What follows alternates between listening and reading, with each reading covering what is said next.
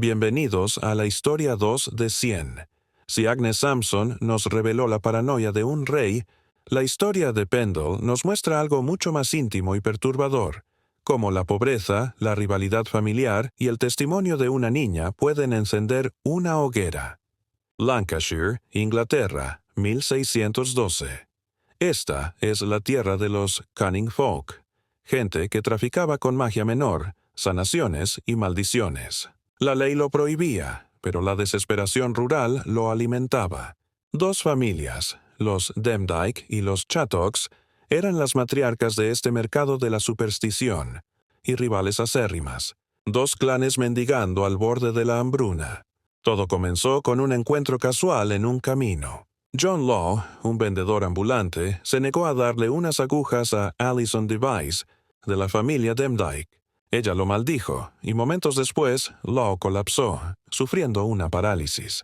Un simple accidente en la carretera, o una parálisis por enfermedad, se convirtió en la prueba de un pacto con el diablo. El magistrado, Roger Nowell, no dudó, arrestó a Alison, a su abuela, Old Demdike, y a los líderes del clan Chattocks.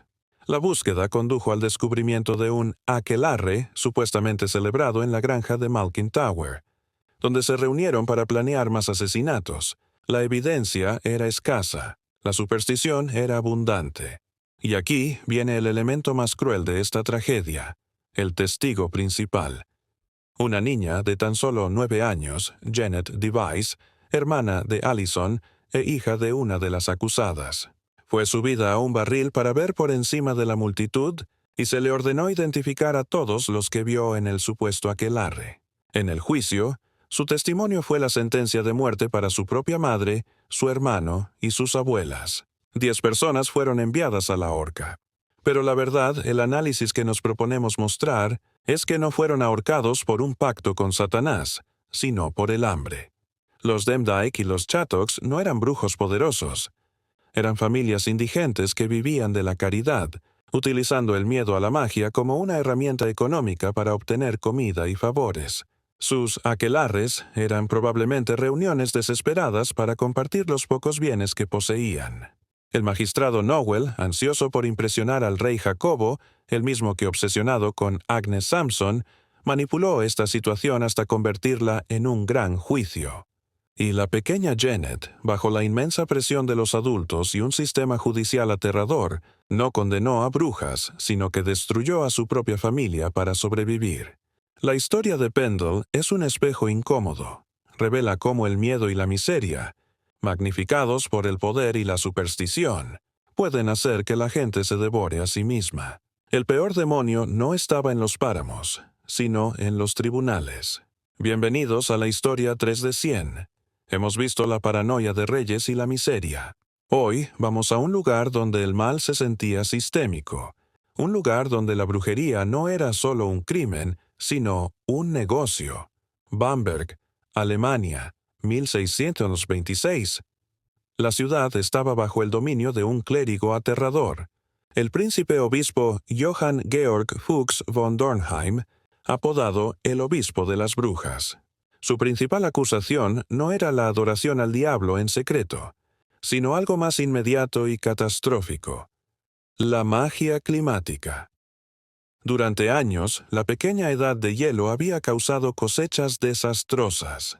La gente de Bamberg no vio clima, vio venganza demoníaca. Vio brujas lanzando granizo y heladas.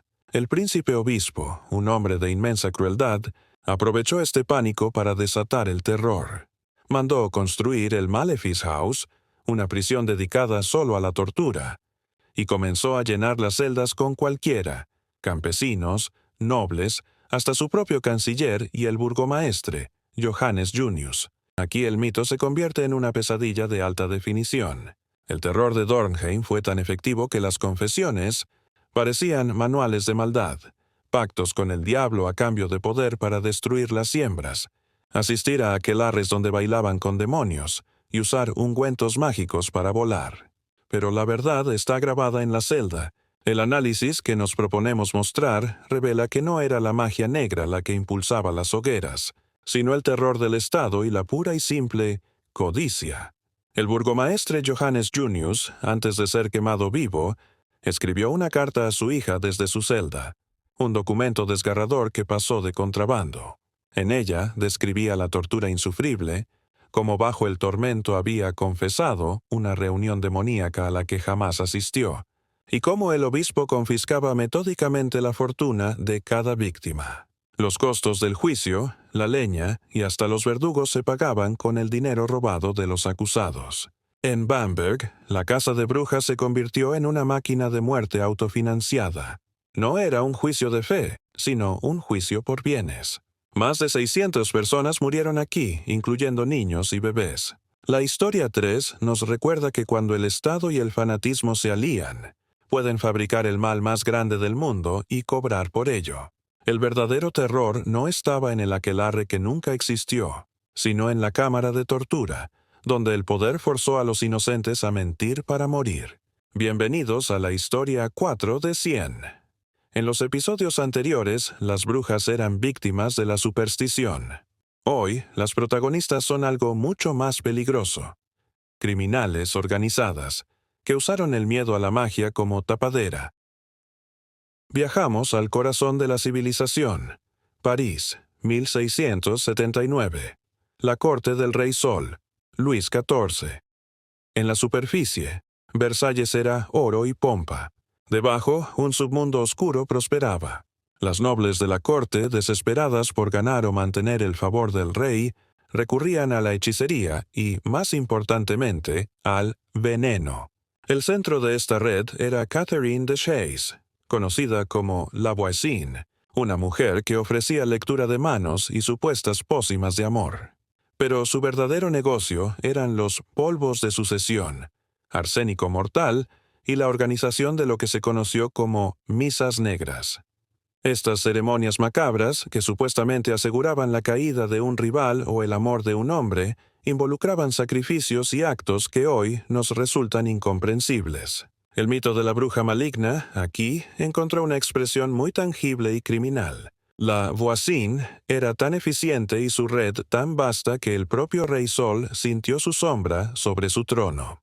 El escándalo estalló tras la detención de otra envenenadora y su confesión. Lo que se reveló no fue una conspiración satánica, sino una epidemia de asesinatos por encargo, fraudes y abortos ilegales, que incluían a cientos de figuras de la alta sociedad, incluso la poderosa amante del rey, Madame de Montespan. El análisis que proponemos mostrar es que este caso, si bien tenía la parafernalia de la brujería, fue una prueba de que el mal que causaban era real. La Voisin y sus cómplices fueron probados como traficantes de muerte.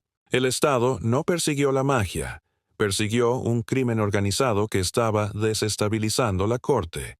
Luis XIV creó la Chambre Ardente, una corte especial para juzgar el caso. Cientos de personas fueron arrestadas, más de 30 ejecutadas, incluyendo la Voisin, quemada viva en 1680. Sin embargo, cuando las confesiones se acercaron demasiado al trono, nombrando a Montespan, el rey ordenó el secreto absoluto y la disolución de la Cámara Ardiente. Los implicados de más alto nivel simplemente desaparecieron en prisiones sin juicio. La lección de El caso de los venenos es sombría. A veces los demonios son reales, pero son personas que usan la superstición para cometer crímenes. Y, a veces, el poder del Estado se preocupa más por el encubrimiento que por la justicia.